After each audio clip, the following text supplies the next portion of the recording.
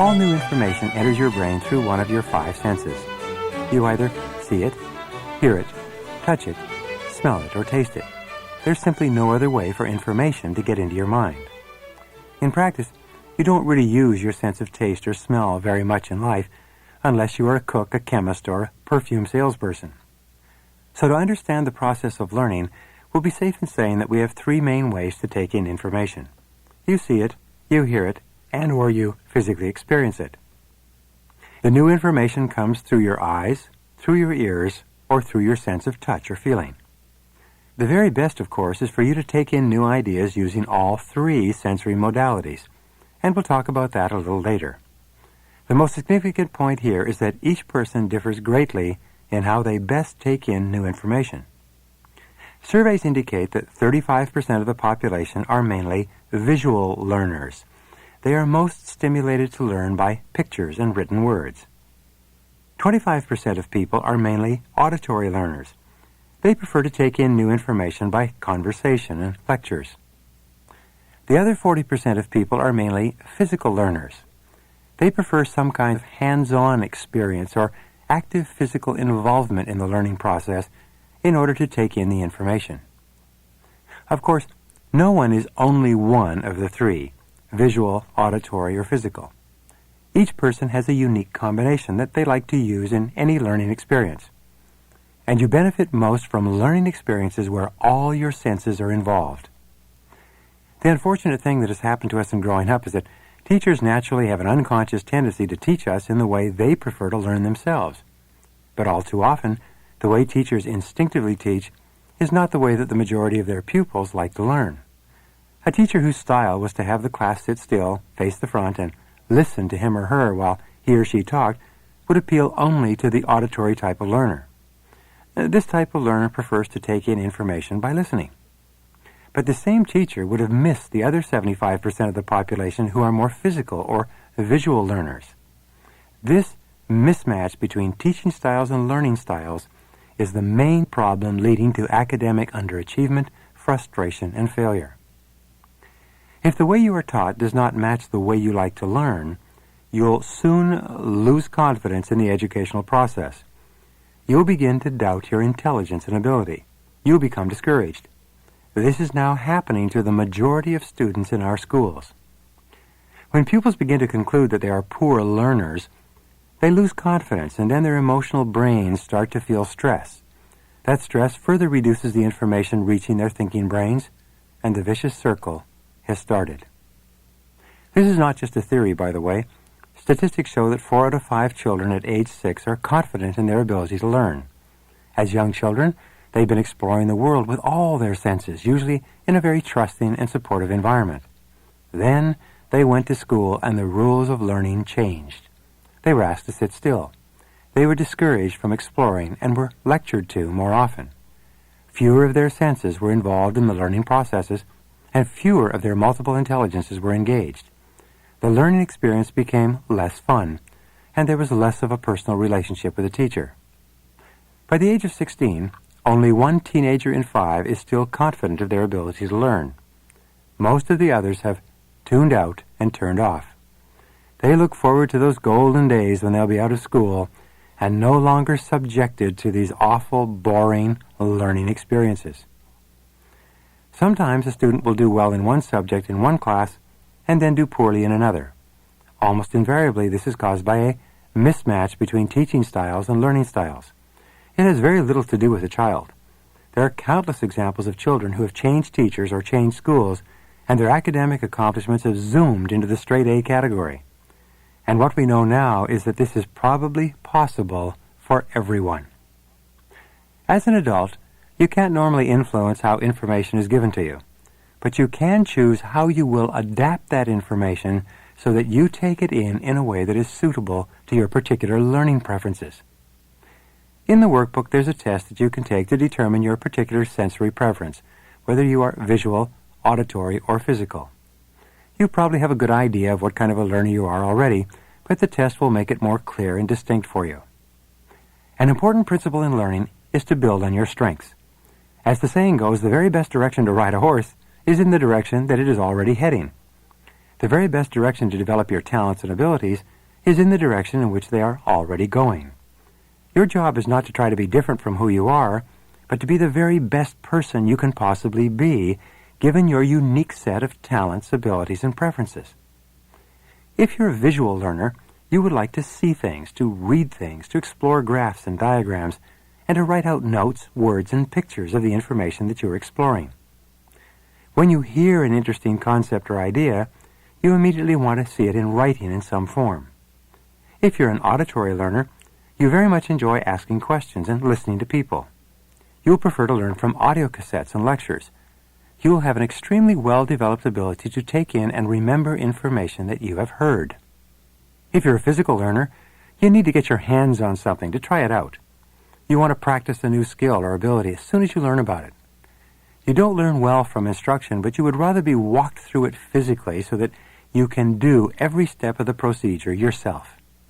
The key to learning is to find out what works best for you, and then to be sure that the new information that you're getting is tailored in such a way that it suits your learning preference.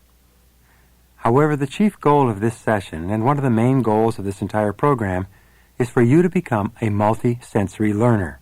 It is for you to bombard your mind from all directions with the same information presented in a variety of ways so that you absorb it faster and apply it sooner than you would if you were restricted to learning through only one of the visual, auditory, or physical modalities.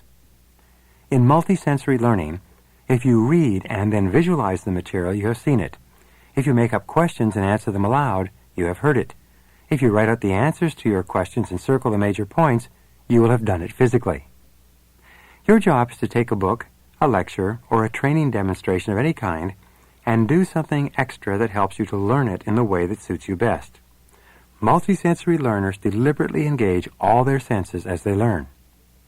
And here's an interesting point. You have a separate memory for what you see, what you hear, and what you do. If you activate all three memories simultaneously with a new piece of information, your likelihood of remembering and applying that information goes up by several hundred percentage points.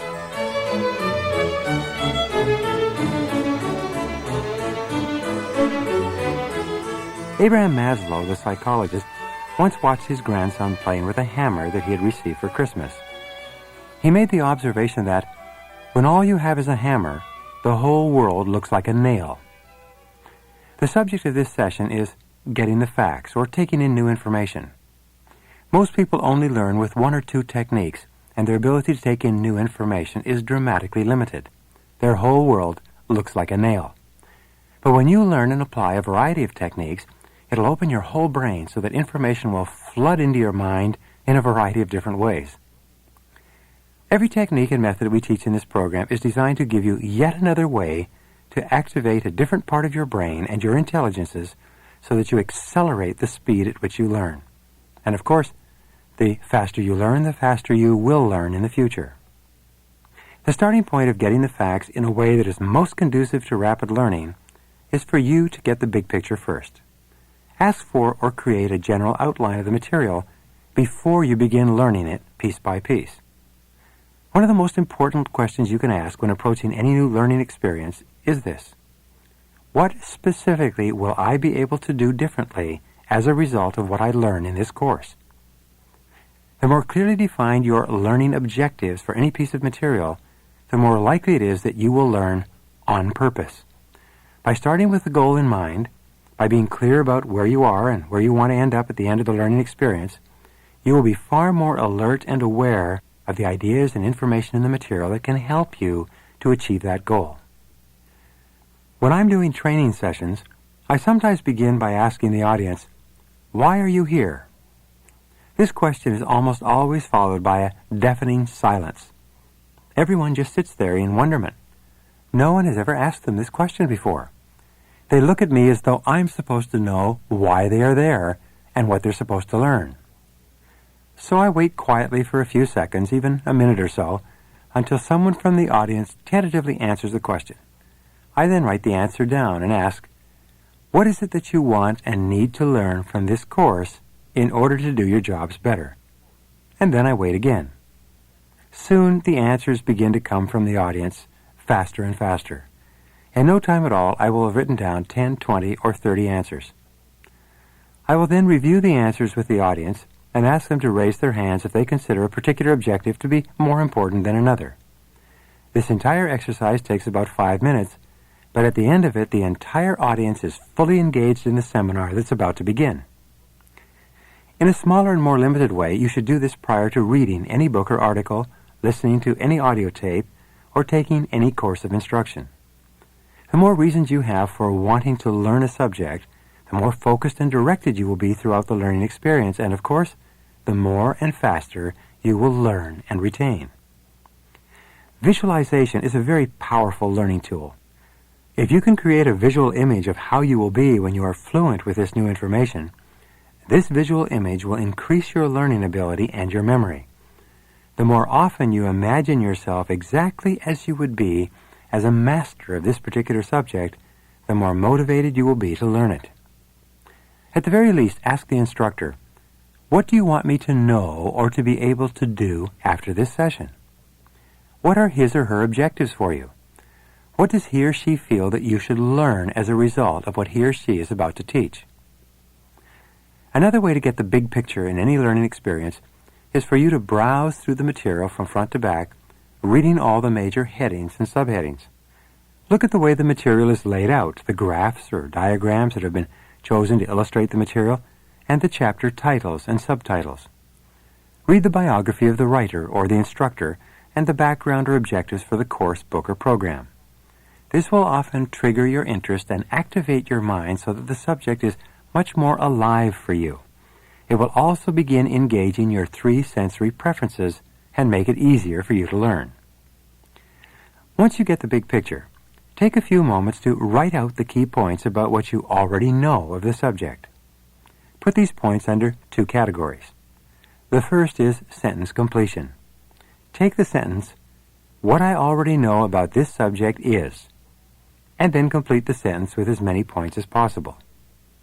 Then write the heading, "These are the areas I need to find out more about," and write down as many ways to complete that sentence as possible. This is a good place for you to use a learning map, which I'll explain in a few minutes. The next stage in multisensory learning is to break the learning task down into small steps.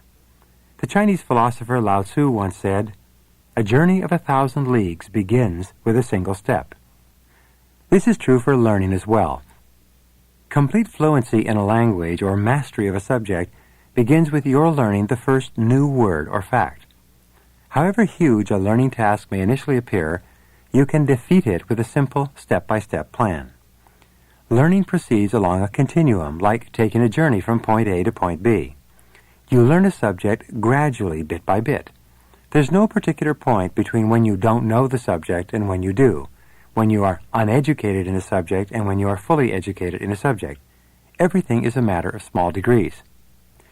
When I was traveling in foreign countries, I developed a simple system for learning the basic languages. I started by learning the pronunciations of the various sounds and vowels and syllables, and then followed that by the basic salutations and greetings, the numbers, the days of the week, and the basic questions. I found that I could learn all of these in 4 to 5 hours of intense study with a language book.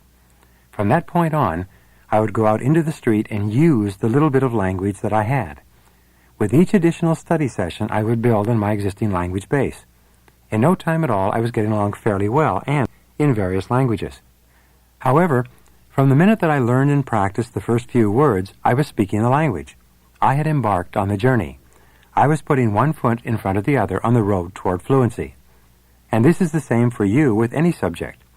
The important thing to remember is that when you are learning something complex and challenging, like learning a computer, you don't automatically have to start at the very beginning.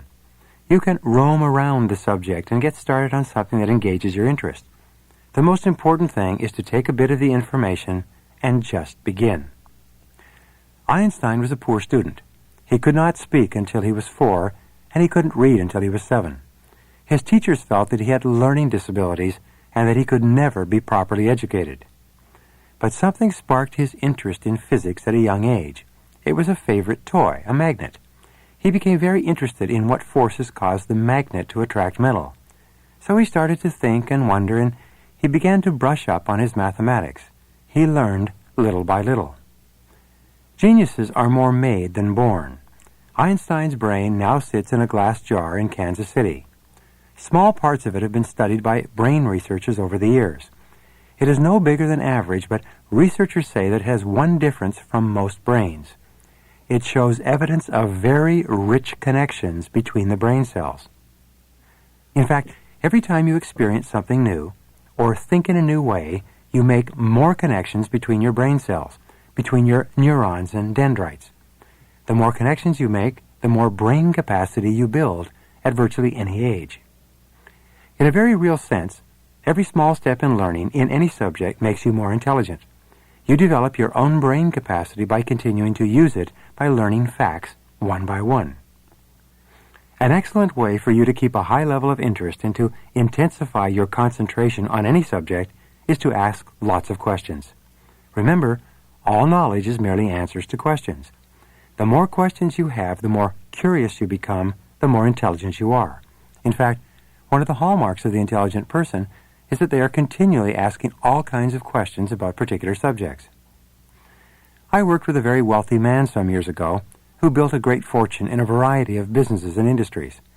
I spent many hours watching his interactions with his various business associates. He was low-keyed, but he had an insatiable curiosity. He never stopped asking questions about a particular business or venture. By the time he actually made a commitment to going ahead with a business idea, he was more thoroughly knowledgeable about that business than almost anyone else in the industry.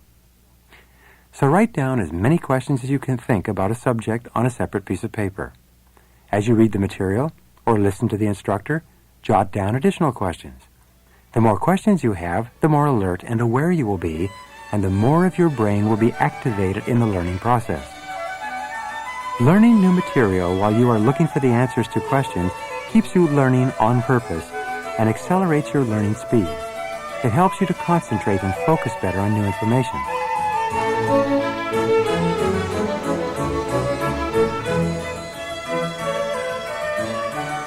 One of the greatest breakthroughs in rapid learning in this century has been the discovery and development of the concept called mind mapping, or what we refer to as learning maps. This breakthrough was triggered by the realization that we see and experience our worlds holistically, taking in a variety of sights, sounds, emotions, smells, and other sensory experiences simultaneously. And this is the same way that our brain functions, with one sensory experience triggering an entire series of brain cells responsible for the functions relating to that particular experience. In studying a subject, you use a learning map by starting with the theme or subject in a circle in the center of the page, and then drawing sub-branches that stand for the sub-themes of what you are learning. You can make your learning map more memorable by using different colored pens or pencils for various branches or words or themes. Some people recommend that you use a highlighter and that you use different colors to surround each branch with even different colors to surround each sub-branch. The use of pictures and symbols like stick figures, question marks, stars, little houses, cars, and so on are also useful for making your learning map more vivid and memorable and activating more centers of your brain. With a little practice, you can first of all summarize each chapter of a book in a learning map. Later, you'll be able to summarize an entire book in a learning map. Learning maps have many advantages. Because they are laid out on a single page of paper, with branches flowing out in all directions from the central theme, they present ideas in a visual form. The information is presented clearly and concisely, like a snapshot, and only the core ideas or key words are used on the various branches. Because a learning map is visual, it's easier to picture later in your mind, and it therefore helps to make learning more memorable and easier. Many learners find that they can take in information all at once when it's presented in a learning map. Learning maps are fast to produce, easy to read, and easy to remember. The essential rule when making a learning map is to only use keywords whenever possible. Keywords are the essential words that when you read them remind you of the whole idea. These are the words that get to the heart of the meaning. The keywords that you use on a learning map are usually nouns, because since nouns are names of things, they're easy to remember. There are examples of learning maps in your workbook that you should review and work with. It's a new technique for you to learn, and it requires some practice. But once you get the hang of it, you will be astonished at how much it helps you to learn more effectively. You can use learning maps for a variety of different mental representation activities. One exercise I use in my classes is to have people do a learning map for their lives. They draw a circle in the middle of the paper and write in their names.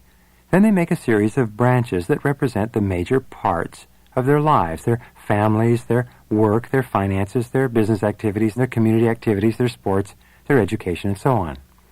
Off of each of these main lines, they create smaller branches that represent sub-themes. For example, on the family branch, there would be smaller branches for each member of the family, plus the home, car, vacations, problems, time spent, plans for the future, financial situation, and so on. Each member of the family as a sub-branch could have sub-branches as well. You can actually create a one-page visual description of your entire life and get a much better idea of how the various parts of your life relate to each other by putting them onto a learning map. You can use a learning map to sketch out a personal development plan, a personal financial plan, a sales strategy plan, a business organization plan, an itinerary for a trip or vacation, and even a plan for your life as you would like to create it some years from now. The entire process of creating and adding to learning maps is both exciting and enjoyable, and it dramatically increases the effective function of your brain and your intelligences.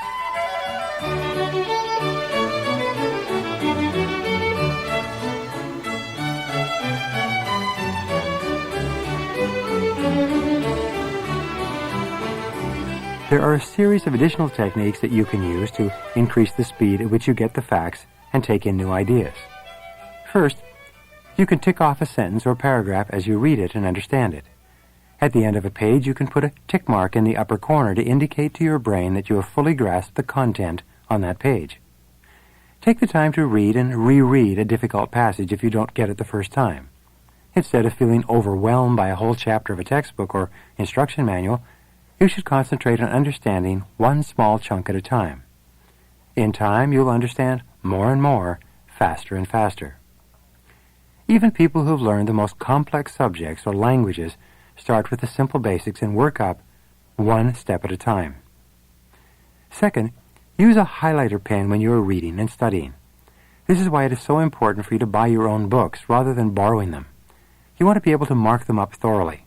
If you've properly underlined and highlighted, when you look back on the material in a day, a month, or even a year later, you'll be able to pick out all the important bits of new information in a few minutes. The key is to only underline or highlight the new information or new ways of looking at old information rather than highlighting an entire paragraph or every word in a line. Each time you go over a piece of material, use a different highlighter pen so that eventually the material looks like a splash of color. The use of different colors, markings, underlinings, and highlightings, accompanied by stars, question marks, arrows, and exclamation points in the margins, dramatically increases the quantity of what you learn and remember. Third, read it dramatically. This stimulates your auditory and kinesthetic senses. You remember what's dramatic. Sounds can be dramatic if you read the material as though you are acting on a major stage in front of 1,000 people and you're trying to impress them with the power of the words. You can even use a foreign accent to make the material more memorable. Or you can try whispering it to yourself. You often whisper things that are important. In every case, you send a signal to your subconscious mind that this is important material that you want to both remember and recall later. Reading this dramatically is a great tool for auditory learners, and it increases your ability to use your auditory learning modality, even if you are a visual or physical learner. Fourth, summarize the material out loud. You tend to remember twice as much of what you say aloud rather than what you merely read to yourself. So stop regularly and summarize out loud what you have read in your own words. Forcing yourself to paraphrase the material increases the speed at which you grasp the material and make it your own. The fifth way to engage in multisensory learning is to sit quietly and visualize the material that you have just seen, read, or heard. Go over it in your mind's eye and make a mental movie of it, like an instant replay in a sports program. It helps to store the information in your visual memory. A powerful learning tool is for you to run over something important that you learned during the day just before you fall asleep. This transfers the material to your long-term memory and allows your subconscious mind to file it away during the night. The sixth way for you to engage your multisensory learning modalities is to walk around while you read or listen. We all have preferences for physical learning to some degree, and you can often learn more by moving around while you're taking in the information. Many of my students listen to my audio cassettes when they are walking, running, or exercising, and they learn the material extremely well because they have their physical senses fully activated while they're taking in the information through earphones. In any case, regular breaks are extremely helpful for accelerated learning. Get up and move every 25 to 30 minutes. While you're sitting, doodle, underline in color, jot down notes, and make learning maps. By forcing yourself to make learning maps to illustrate what the instructor is saying or what you're reading, you'll be a far more active learner than if you merely sat and took it in passively. The seventh way to utilize more of your sensory modalities is to write key ideas on Post-it notes or postcards. These Post-it notes come in various sizes, and you can write out the key ideas and then lay them out on a larger piece of paper or card in front of you. You can then move the various notes around so that they take different positions in relation to each other. It's absolutely amazing how much more rapidly you will learn ideas when you shift Post-it notes around so that they are in a sequence that makes better sense to you. This activity allows you to sort out the information physically and to see it visually. As you read the Post-it notes, you say the words to yourself at the same time. All your sensory modalities are engaged with this exercise. Index cards work equally well. They are tremendous helps in learning key concepts or in memorizing words of a foreign language. An eighth way is note-making rather than note-taking. When you make notes, you write down the things that you are thinking, and you write them in your own words. When you take notes, you simply duplicate what the book is saying or what the instructor is teaching. The more you think in terms of paraphrasing what you are learning in your own words, the more concentration is required of you. And the more you concentrate, the more of your brain cells you activate, and the smarter you become. The smarter you become, the more and better you learn, and the faster and easier you memorize. The ninth way to accelerate learning is just to stop and go for a walk. Let the information soak into your mind. Very often your thinking processes are like pouring water onto the hard ground. If you pour too much water, the water will simply pool. But if you wait for a little while, the water will soak in, and you can pour more water on it. Taking in new information is very much the same. You need a period of absorption after you've learned a series of new ideas. Getting yourself and your mind busy elsewhere for a while after a learning session allows the new information to soak into your mind and become more available to you later. It's a very good idea to review your notes from a learning session just a few minutes before you go to sleep. Again, this allows your subconscious mind to absorb and to file the information away during the night. The 10th key to multisensory learning is as important as anything else you will ever discover. It is the importance of the buddy system of learning. This is where you get a learning partner for a particular subject. You will always learn far more and far faster if you are learning in conjunction with someone else. With a learning partner, you discuss some of the things that we have gone over earlier in this session. You ask and answer for each other questions like, why are we taking this course? What is it that we want to learn? What is it that we already know? What will we be able to do if we really master this material? What are the most important things we need to know given our current situation? If you discuss these subjects in advance, you will have a basis for an ongoing conversation during the learning experience. After each session, you can test each other by asking questions like, what was the most important thing you just learned? Why do you feel that that was more important than something else? What was the least important thing that you just learned? How could this learning experience be improved? And what do we want to learn next time?